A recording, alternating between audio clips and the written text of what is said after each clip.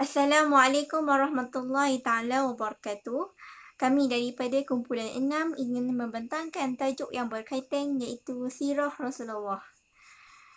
Okey, baik. Saya Fatimah Azhara binti Mazlan, nombor matrik di 20112566 dan ahli-ahli kumpulan saya yang lain iaitu Nurul Aizati binti Muhammad Fazail, nombor matrik di 20112558. Nurhan Nisa binti Muhammad Hasmi, nombor matrik di 20112542 dan Yasmin binti Ahmad, nombor matrik di 193111723 dan akhir sekali iaitu Amira Ashifa binti Zainal Abidin, nombor matrik di 20112664. Baik, seterusnya saya akan membentangkan iaitu tajuk yang pertama iaitu pemboikotan Quraisy. Setelah kaum Quraisy ini membuat bermacam-macam cara untuk memujuk Rasulullah, maka mereka bersepakat untuk memulau Bani Hashim dan Bani Abdul Muttalib. Dan mereka juga bersepakat untuk mengeluarkan Bani Hashim ini keluar daripada muka bumi Mekah. Dan telah membuat sekatan terhadap Bani Hashim dan Bani Abdul Muttalib. Dan dengan persetujuan itu, maka mereka ini telah tidak boleh sama sekali berjual beli dengan Bani Hashim dan Bani Abdul Muttalib. Dan yang mana mereka ni, kaum Quraisy ni akan membuat tindakan ini sehingga Bani Hashim ini bersetuju untuk menyerah Rasulullah ni untuk dibunuh. Malah Bani Hashim ini tidak sama sekali untuk menyerah Rasulullah. Malah dia sanggup menghadapi segala dugaan ataupun rintangan untuk melindungi Rasulullah. Dan kaum Quraisy ini telah membuat satu surat perjanjian yang mana dalam surat perjanjian itu terdapat beberapa syarat yang mana ia akan membuatkan kehidupan Bani Hashim ini menjadi sulit lah. Dan dengan itu, Bani Hashim ini bergabunglah dengan Bani Abdul Muttalib.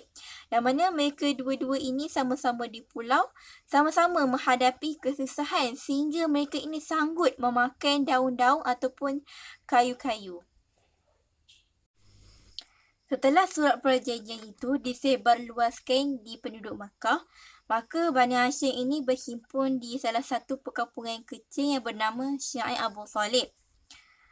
Ia dibentuk halaman yang sempit yang dikelilingi oleh dinding batu yang curam dan tinggi dan tidak boleh didaki, yang hanya orang ramai boleh keluar masuk dari barat melalui celah sempit yang tingginya kurang dari 2 meter, yang mana hanya unta yang boleh memasukinya dengan susah payahlah. Jadi Bani Hashim ini telah berhimpun di situ selama 3 tahun dalam keadaan di pulau, dalam keadaan kehidupan yang tidak stabil, di mana mereka ini dihina kerana tidak mahu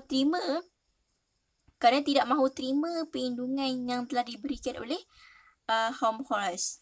Jadi selama pemboikotan ini berlangsung dan semakin diperketatkan dan juga semakin bekalan makanan, Bani Hashim ni telah pun kehabisan sehingga mereka ni terpaksa memakan daun-daun ataupun ranting-ranting ataupun kulit haiwan yang terdapat dalam kawasan perkampungan itu.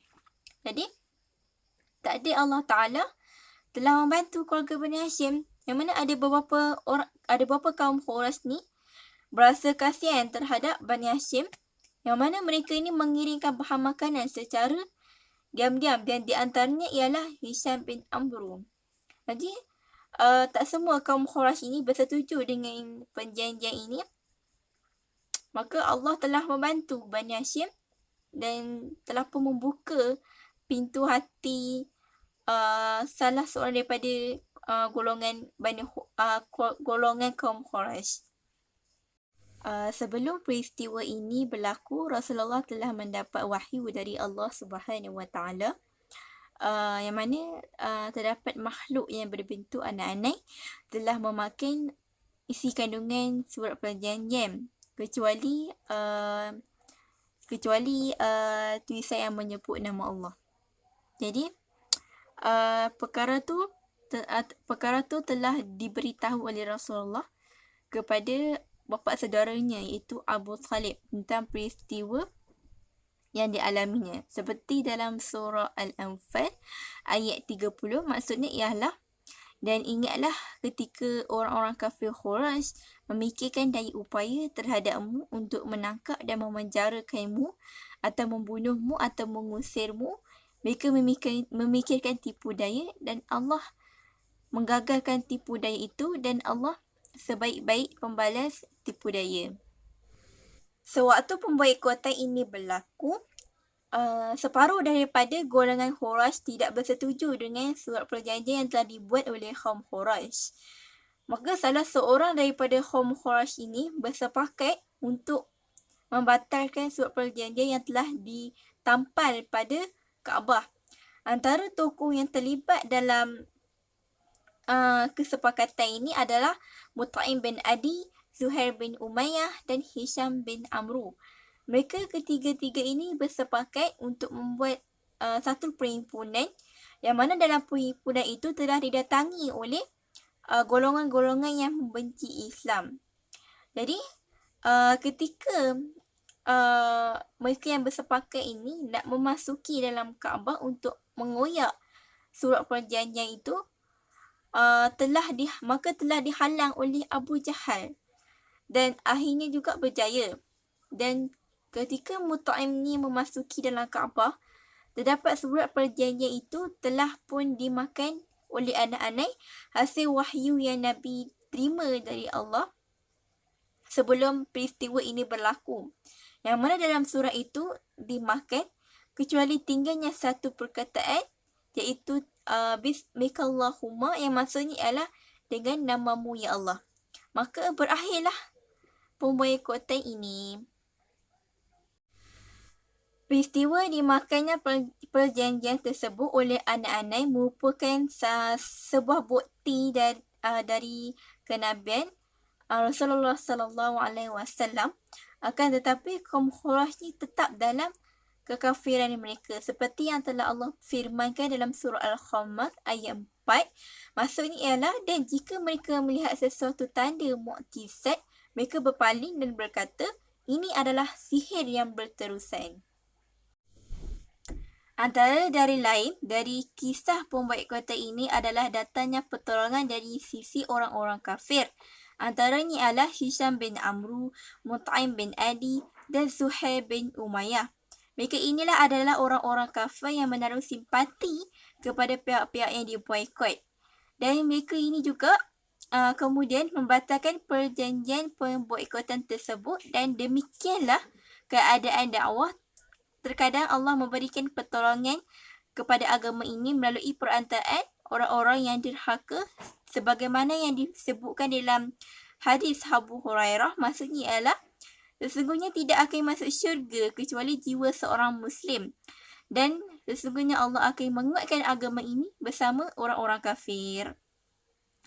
Selama pemboikotan ini berakhir beberapa bulan, Allah Subhanahu Wa Taala telah menguji lagi sekali seluruh keluarga Rasulullah, yang mana telah meninggalnya Abu Talib, iaitu orang yang Nabi anggapnya sebagai ayah.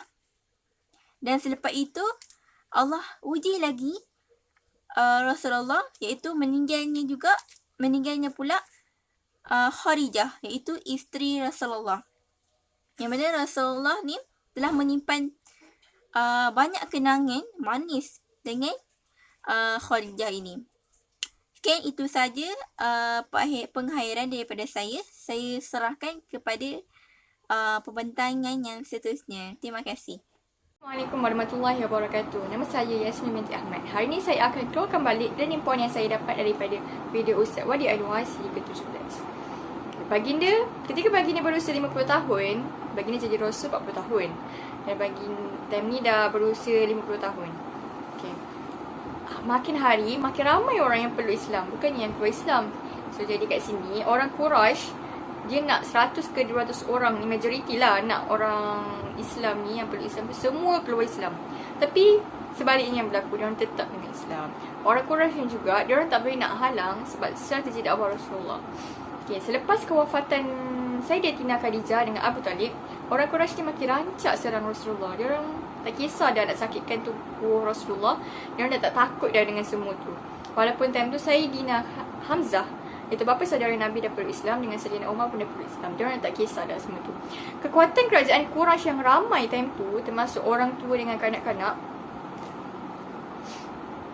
semua time tu serang Rasulullah. Dia orang hina, dia orang caci, dia orang ejek baginda, dia orang seksa tubuh Rasulullah, dia orang sakitkan tubuh Rasulullah. Tapi dia orang tetap tak boleh nak halang pengaruh Al-Quran untuk beri keinsafan dalam hati manusia yang bersih.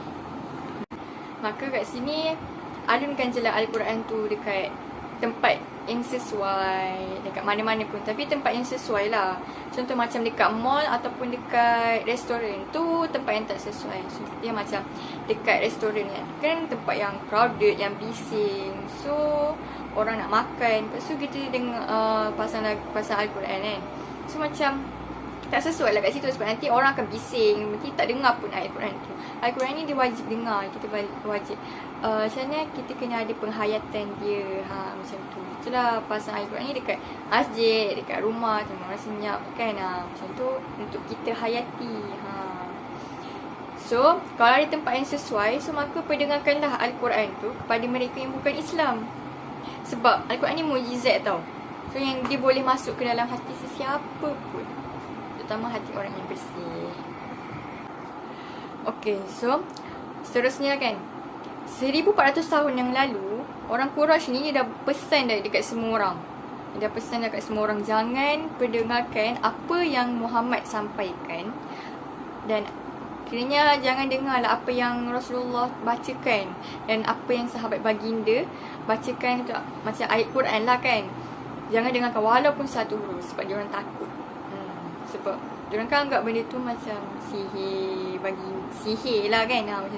Diorang tak nak lah benda tu terkena dekat diorang. Diorang kan tak nak peluk Islam kan, sebab siapa yang dengar Al-Quran tu nanti boleh peluk Islam, macam tu. So diorang tak nak, diorang tak dengar, diorang tak nak pun dengar apa yang baginda dan sahabat baginda tu sampaikan. Macam tu lah. Assalamualaikum warahmatullahi wabarakatuh. Nama saya Amira Ashifa binti Zainal Abidin, nombor matrik D201126664. Baik, seterusnya saya akan meneruskan pembentangan ini dengan tajuk pengislaman At-Tufail bin Amr Ad-Dawsi. Terdapat seorang pemimpin besar daripada kabilah Daus daripada negeri Yaman yang bernama At-Tufail bin Amr Ad-Dawsi. Maka pada suatu hari, beliau ini merasakan bahawa beliau perlu bertemu dengan seorang lelaki di kota suci Mekah Al-Mukarramah yang sebelum ini telah dikabarkan oleh khalayak ramai bahawa lelaki ini merupakan seorang lelaki yang mempunyai keistimewaan yang luar biasa dan dikenali sebagai seorang yang handal dalam pelbagai bidang yang beliau ceburi. Maka perkara ini membuatkan saudara Tufail ini berminat untuk bertemu secara bersemuka dengan lelaki yang dikatakan oleh khalayak ramai ini. Maka lelaki itu adalah tidak lain dan tidak bukan iaitu utusan Allah yang bernama Nabi Muhammad SAW. Maka demi memastikan bahawa lelaki itu benar-benar wujud, saudari Tufail ini bertanyakan khabar tersebut dengan beberapa pembesar Quraisy yang dalam perjalanan ke kota suci Mekah bersamanya. Namun mereka tidak memberikan sebarang jawapan terhadap pertanyaan Tufail tadi, hanya kerana mereka ini ingin menjaga kepentingan keturunan mereka dan pangkat kemuliaan mereka daripada bangsawan kabilah Arab yang lain. Namun hal ini tidaklah membuatkan si saudara Tufail ini berputus asa dengan begitu sahaja.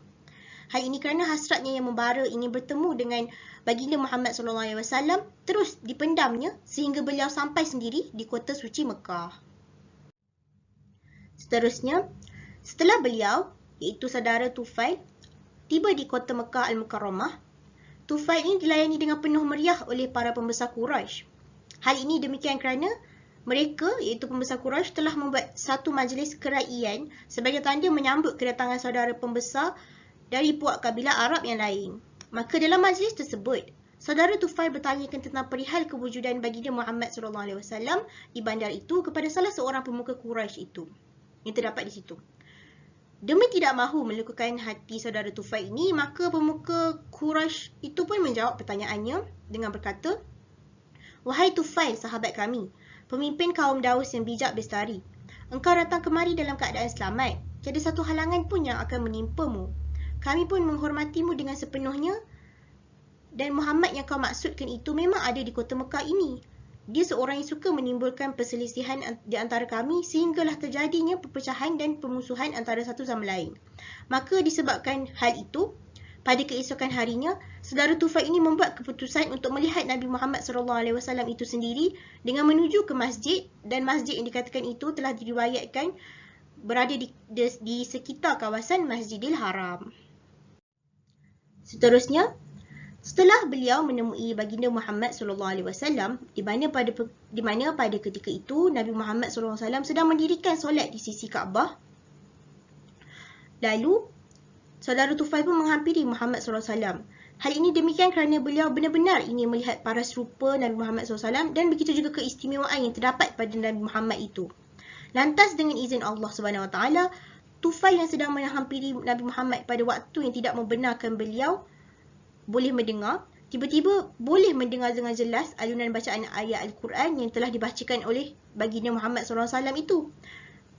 Lalu, saudara Tufail pun berusaha untuk terus menutup telinganya dengan rapat-rapat, namun ini tidak berjaya.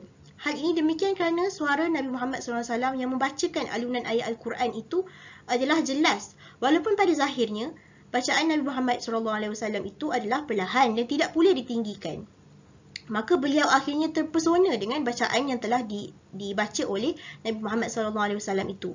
Dan seterusnya, pada masa yang sama, Tufail juga bertanya sendiri kepada dirinya dengan berkata, mengapa begitu indahnya perkataan-perkataan yang diucapkannya itu?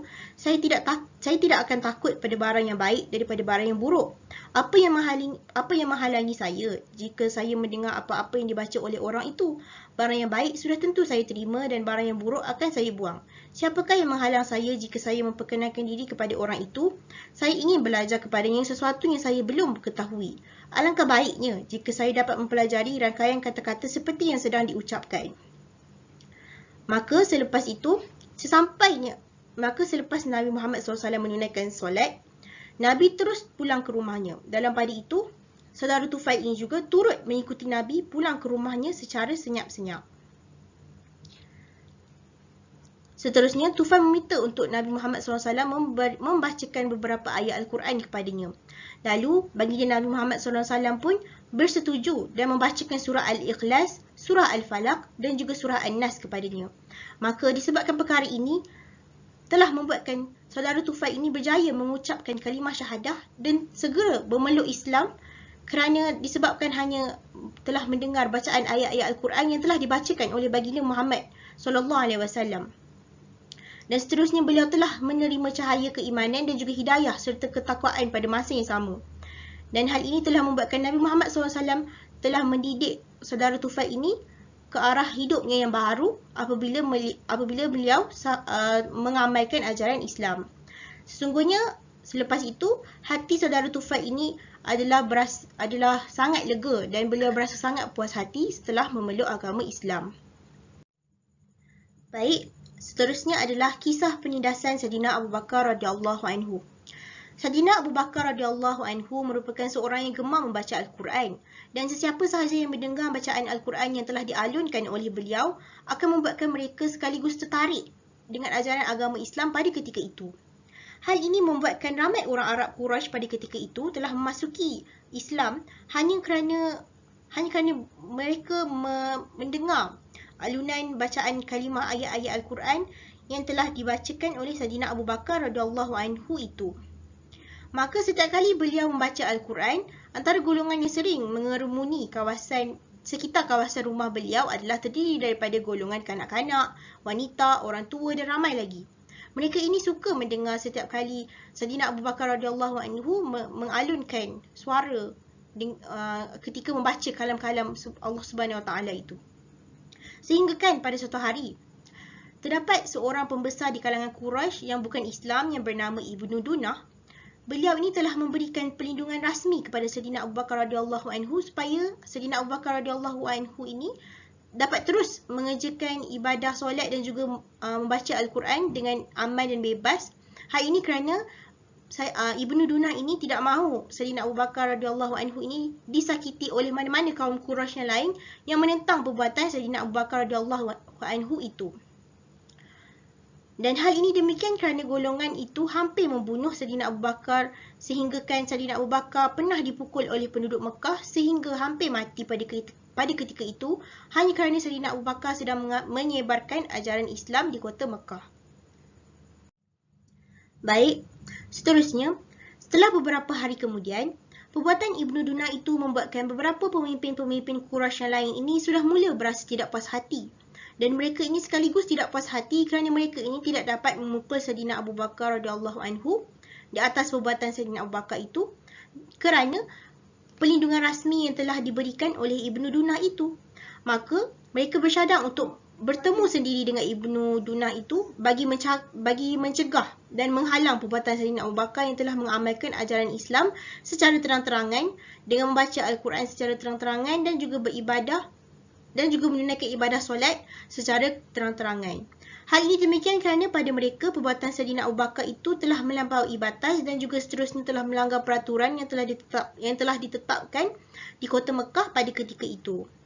Maka mereka seterusnya terus menyeru kepada Ibnu Dunah ini, iaitu pembesar Quraisy yang telah memberi perlindungan rasmi ini, supaya berhenti memberi perlindungan rasmi ini dan mencegahnya daripada berlaku.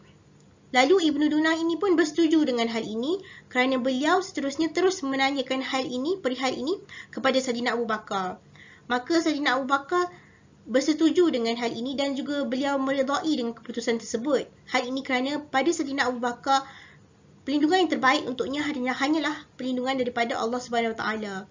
Maka hal ini sekaligus telah membuatkan pembesar-pembesar Quraisy itu mula kembali memukul semula Sayyidina Abu Bakar setiap kali beliau hendak mengerjakan solat dan juga setiap kali beliau hendak membaca Al-Quran. Jadi di sini kesimpulannya kita dapat lihat bahawa betapa besarnya jihad Sayyidina Abu Bakar radhiyallahu anhu pada Allah Subhanahu Wa Taala sehingga beliau sanggup menerima cabaran dan dugaan yang berat pada ketika itu. Assalamualaikum warahmatullahi wabarakatuh.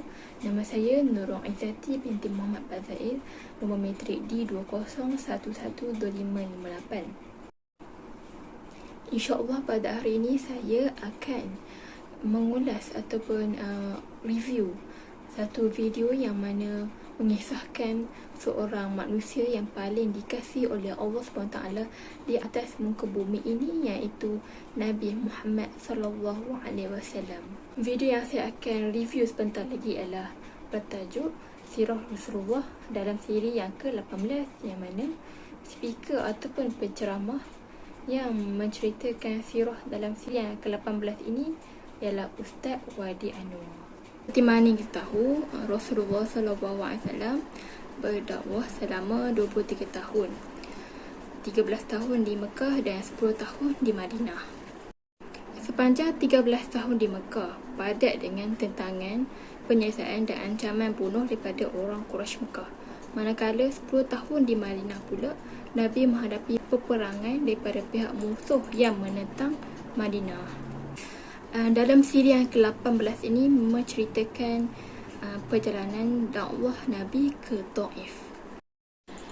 Peristiwa ke Taif berlaku pada bulan Syawal tahun ke-10 kenabian, yang mana pada waktu itu Rasulullah berumur lebih kurang 50 tahun. Sebelum Rasulullah SAW berdakwah ke Taif, baginda menghadapi satu tentangan yang hebat luar biasa daripada kaum Quraisy, yang mana mereka memulaukan baginda dan juga keluarga baginda, iaitu Bani Hashim dengan Bani Abdul Muttalib. Bukan itu saja, malah Rasulullah SAW dan juga para sahabat menerima ancaman bunuh, siksa, diusir, dipukul, diikat, dipulau dan dikurung dan sebagainya. Pada tahun ke-10 kenabian itu juga Nabi kehilangan 2 orang yang Nabi paling sayang, iaitu Sayyidatina Khadijah binti Khuwailid radhiyallahu anha dan juga bapa saudara baginda Abu Talib. Dan sehingga tahun tu dinamakan tahun Amul Huzni, iaitu tahun kesedihan Rasulullah sallallahu alaihi wasallam.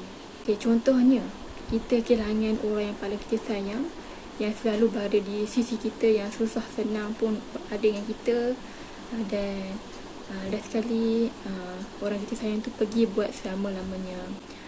Perkara tersebut akan membuatkan kita rasa down, rasa sedih sangatlah. Namun peristiwa yang berlaku pada Nabi Muhammad SAW tidak membuatkan baginda mengasingkan diri atau berputus asa dalam menyampaikan dakwah, malah baginda bercadang untuk menyebarkan Islam ke satu tempat, iaitu tempat yang bernama Taif. Taif ni merupakan satu kawasan yang tanah tinggi, suasana yang sejuk, lepas tu buahnya pun segar. Kalau macam kat Malaysia ni Cameron Highland lah, contohnya macam Cameron Highland. Rasulullah SAW memilih Taif ni kerana kawasan itu ramai orang, dan juga Taif ni merupakan pusat pemerintahan yang ada kegiatan sosial, kegiatan ekonomi. Dan juga Taif ni merupakan salah satu daerah yang maju pada zaman itu lah, pada zaman 1400 tahun yang lepas. Antara sebab yang lain ialah adanya ahli keluarga Rasulullah SAW sebelah ibu dengan mereka, iaitu Bani Thaqif. Ini kerana ibu Hashim bin Abdul Manaf, iaitu Atikah, adalah Bani Salim bin Mansur. Mereka adalah sekutu pada Bani Thaqif. Dan kemudian Nabi pun bersiap-siap untuk menuju ke Taif bersama ditemani oleh bekas hambanya, iaitu Zaid bin Harithah. Okey, dan di sana baginda bertemu dengan pemimpin-pemimpin besar Bani Thaqif, dan kesemua mereka ialah 3 orang, iaitu Abdul Jalil, Mas'ud dan Habib. Mereka ni adalah anak pada Amru bin Umayy al-Thaqafi. Kemudian Nabi pun mengemukakan tujuan kedatangan baginda, iaitu untuk meminta pertolongan mereka sehingga Nabi dapat menyampaikan dakwahnya. Namun setelah mendengar tujuan Nabi Muhammad SAW, mereka menolak permintaan baginda. Dan bukan itu saja, mereka mencerca dan menghina Nabi dengan menggunakan kata-kata yang kesat, yang tidak sepatutnya lah. Maka pemimpin-pemimpin Bani Thaqif tu pun mengarahkan Nabi untuk keluar daripada kawasan Taif. Seorang demi seorang pemimpin tertinggi Bani Thaqif menghina Nabi, dan mereka memberikan jawapan yang tidak ada sebarang kebaikan dalamnya. Maka Nabi pun berundurlah untuk pulang ke Mekah. Bila Nabi ni nak balik dah, disebabkan pemimpin-pemimpin Bani Thaqif tak terima dakwah Nabi, Nabi pun berundurlah kan. Tapi berlaku sebaliknya, iaitu pemimpin Bani Thaqif ni membuat rancangan yang mana mereka mengarahkan wanita-wanita, kanak-kanak dan orang tua untuk membuat 2 barisan, dan sepanjang barisan tu, panjang Nabi nak jalan tu, mereka baling dan mereka baling apa saja yang ada di mereka ke tubuh Nabi SAW. Kira apa yang ada pada mereka, mereka baling ke tubuh Nabi, sama ada batu, kayu ataupun seumpamanya, sehingga kan mengalir darah daripada tubuh Nabi SAW. Okay. Kalau dalam buku Syekh Al-Bajuri ni mengatakan mereka menghantar ini pemimpin-pemimpin Bani Thaqif ni menghantar orang-orang yang bodoh dan kanak-kanak yang melontarkan batu di sepanjang perjalanan baginda sehingga berdarah tumit baginda SAW. Dan Zaid bin Harithah pula bertindak sebagai perisai Rasulullah SAW sehingga sampai ke sebatang pokok anggur. Mereka pun berteduh di bawahnya. Nabi Muhammad SAW tidak membalas apa yang mereka lakukan terhadap baginda. Kemudian baginda pun keluar daripada kawasan Taif itu dan sampailah di satu pokok ni. Nabi pun duduk situ dan bermunajat kepada Allah Subhanahu Wa Taala. Doanya ialah Allahumma inni ashku ilaika dha'fa quwwati wa qillata hillati wa hawani 'alan nas anta rabbul mustad'afin wa anta rabbi illa man takni ila ba'idin yatajahhamuni am ila qaribin mallaktahu amri illam yumkin bika khadabun alayya fala ubali walakin afiyataka hiya awsa'uli a'udzu binuri wajhika alladhi ashraqat lahu dhulumatu wa saluha alaihi amru dunya wal akhirah min an tanazzala alayya khadabuka aw yahilla alayya sakhatuka laka usba hatta tarda wa la hawla wa la quwwata illa bika. Dan maksudnya ialah, ya Allah, kepada Engkau aku mengadu kelemahan kekuatanku, betapa sedikitnya kemampuanku pada pandangan manusia. Tuhan Tuhan yang Maha Penyayang, Kamulah Tuhan golongan mustad'afin, iaitu orang-orang yang lemah. Kamulah Tuhanku, kepada sesiapa lagi kamu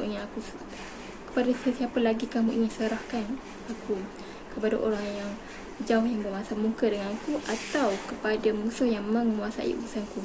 Sekiranya tidak menimbulkan kemurkaanmu kepadaku, maka aku tidak peduli. Dalam pada itu afiatmu lebih luas bagiku. Aku berlindung dengan cahaya mukamu yang mulia, yang menyinari segala langit dan menerangi segala yang gelap, dan yang akan memberikan segala kebaikan urusan dunia dan akhirat, daripada turunnya kemarahanmu atau menghilangkan kemurkaanmu ke atasku. Hanya kepadamu aku merintih, berharap mendapatkan keredaanmu, dan tidak ada daya dan kekuatan melainkan denganmu. Bismillahirrahmanirrahim. Nama saya Nurhalisah binti Muhammad Hazmi, nombor metrik D20112542. Saya daripada grup 6. Okey, kita teruskan dengan kisah Adas masuk Islam. Okey, selepas sahaja Nabi dengan Zaid bin Harithah ni kena serang dengan penduduk Taif, mereka pun berehatlah dekat satu kebun anggur ni, kebun kurma. Kebun kurma ni milik Utbah dengan Syaibah. Okay, waktu tengah berehat tu, Nabi berdoa kepada Allah. Lepas dia Nabi angkat tangan tu, Allah hantarkan para malaikat yang menjaga gunung-gunung ni pergi dekat Nabi. Dia pun pergi dekat Nabi, dia pun bagi salam dekat Nabi. Lepas tu dia pun kata, wahai Muhammad, Allah arahkan kami untuk hampakkan 2 buah gunung ke atas penduduk Taif. Sebab apa? Sebab dia pun telah menitiskan darah seorang Rasul. Lepas tu Nabi kata, wahai para malaikat, sesungguhnya aku tidak memohon untuk Allah hampakkan ataupun bagi balasan buruk kepada mereka, tetapi aku memohon kepada Allah supaya satu hari nanti keluar daripada keturunan dan zuriat mereka manusia-manusia yang beriman kepada Allah dan tidak mensyirikkan Allah. Tengok betapa mulianya hati Nabi. Apabila Utbah dan Syaibah tengok tubuh Nabi dipenuhi dengan darah, maka timbullah rasa belas kasihan kepada Rasulullah SAW. Lepas tu Utbah dengan Syaibah pun panggil lah ketika dia, iaitu Adas ni seorang pemuda daripada Ninawa. Utbah dengan Syaibah panggil dia, lepas tu dia kata, hang ambil sikit buah kurma, hang ambil sedikit anggur, hang bubur dalam piring, habis bagi dekat lelaki-lelaki tu. Lepas tu Utbah dengan Syaibah ni kenal tu Muhammad, tapi dia pun tak kata apalah, dia duduk diam je. Lepas tu Adas pun ambil lah sikit buah anggur, dia bagi dekat Nabi. Lepas tu Adas kata, wahai pakcik, ni tuan aku ada bagi sikit buah anggur. Lepas tu Nabi pun sambil duduk sembang tu, Nabi basuh tangan sebab nak makan. Lepas tu sebelum makan nak suap tu, Nabi baca Bismillahirrahmanirrahim. Adas yang duduk ni duduk tengok apa dengan Nabi, duduk perhati sepanjang Nabi. Lepas tu Nabi tanya dia, kamu nama apa? Adas, kamu daripada mana? Adas berjawab, daripada Ninawa. Lepas tu Nabi kata, oh kamu satu kampung dengan orang soleh. Kamu dari kampung orang soleh. Ada seseorang orang soleh daripada Ninawa, nama dia Yunus bin Matta. Lepas tu Adas ni dia macam heran kan. Lepas tu Adas kata, wahai pakcik, Yunus bin Matta semua orang Arab tak kenal ke Yunus bin Matta ni.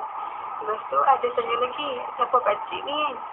Lepas tu Nabi jawab, aku adalah saudara lelaki itu. Aku adalah rasul yang Allah utuskan untuk umat ini. Lepas tu Adas pun perhati akhlak Nabi, dia perhati tertib Nabi, dia perhati cara sembang Nabi. Lepas tu Adas pun masuk Islam. Lepas tu dia masuk Islam. Lepas tu dia tengok pribadi Nabi SAW. Bila Nabi sebut, akulah saudaranya Yunus bin Matta dan kami membawa risalah yang sama. Jadi itulah kisah pengislaman Adas. Jadi kesusahan yang ditanggung Rasulullah SAW dalam melaksanakan perintah Allah, baginda Nabi SAW sangat-sangat menginginkan untuk menyelamatkan umatnya. Itulah hebatnya jiwa seorang Nabi.